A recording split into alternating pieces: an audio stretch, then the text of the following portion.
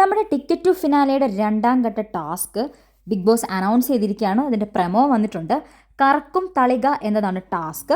നമ്മുടെ സ്റ്റാൻഡിൽ നിന്നിട്ടുള്ള ആ ഒരു വെള്ള കളറിലുള്ള പ്രതലം അൺസ്ക്രൂ ചെയ്ത് വേർപെടുത്തുക എന്നതാണ് അവരുടെ ഫസ്റ്റ് ടാസ്ക്. അപ്പം അത് അൺസ്ക്രൂ ചെയ്യാൻ വേണ്ടിയിട്ട് ഇവർ കിടന്ന് വട്ടം കറങ്ങണം ആ ഒരു പ്രതലം വെച്ചിട്ട്. അങ്ങനെ കറങ്ങി കറങ്ങി കറങ്ങി വട്ടം കറങ്ങിയിട്ടാണ് അവർ ആ പ്രതലം അതിനകത്തുനിന്ന് അൺസ്ക്രൂ ചെയ്തെടുക്കേണ്ടത്.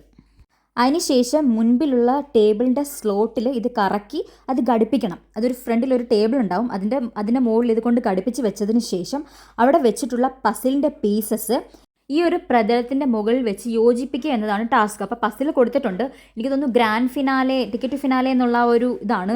അപ്പം അതിൻ്റെ പസിൽ മൊത്തത്തിൽ ഇവർ ഈ ഒരു പ്രതലത്തിൻ്റെ മുകളിൽ വെച്ച് യോജിപ്പിച്ചെടുക്കണം. ഏറ്റവും ആദ്യം അത് ഫിനിഷ് ചെയ്യുന്നവർക്ക് ഫസ്റ്റ്, അത് ഏറ്റവും കുറഞ്ഞ സമയത്തിനുള്ളിൽ. അപ്പോൾ ഇതെല്ലാവരും കൂടി ഒരുമിച്ചല്ല ചെയ്യുന്നത്, 3 ഘട്ടമായിട്ടാണ് ചെയ്യുന്നത്. അതായത് ആദ്യത്തെ 3 പേര് ആദ്യം മത്സരിക്കും, പിന്നെ അടുത്ത 3 പേര്, അങ്ങനെ പിന്നെ അടുത്ത 3 പേരും.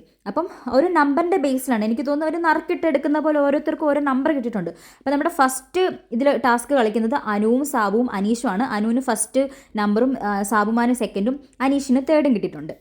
അതേപോലെ സെക്കൻഡ് റൗണ്ട് കളിക്കുന്നത് ആര്യനും ആദിലയും അക്ബറുമാണ്. അക്ബറിന് 4ഉം ആര്യൻ 5ഉം ആദിലയ്ക്ക് 6ഉമാണ് കിട്ടിയിരിക്കുന്നത്. അതേപോലെ തേർഡ് റൗണ്ട് കളിക്കുന്നത് നമ്മുടെ ഷാനവാസ്, നൂറ, നെവിൻ. ഷാനവാസിന് 7ാമത്തെ നമ്പറും നൂറയ്ക്ക് 8ാമത്തെ നമ്പറും നെവിന് 9ാമത്തെ നമ്പറുമാണ് കിട്ടിയിരിക്കുന്നത്. അപ്പം അങ്ങനെ 3 റൗണ്ടായിട്ട് കളിക്കും. അപ്പം അതിൽ ഈ 3 റൗണ്ടിലും ഏറ്റവും മുൻപേ ആര് ഇത് വേർപെടുത്തി എടുത്തിട്ട് അത് പസിൽ കംപ്ലീറ്റ് ചെയ്യുന്നു ഏറ്റവും കുറഞ്ഞ സമയത്തിനുള്ളിൽ, അവരായിരിക്കും ഫസ്റ്റ്. അപ്പം ആരോ ഒരാൾ ചെയ്തിട്ടുണ്ട് ഏറ്റവും ഫ്രണ്ടിൽ. അപ്പോൾ അതാരാണെന്നുള്ളത് നാളെ നമുക്ക് കണ്ടാലേ മനസ്സിലാവത്തുള്ളൂ. പക്ഷേ ഇതൊരിക്കലും ഒരു ഈസിയുള്ള ടാസ്ക് അല്ല. നന്നായിട്ട് തല കറങ്ങും, നല്ല രീതിക്ക് ഒരു ടയേർഡ് ആവാനുള്ള സാധ്യതയുണ്ട്.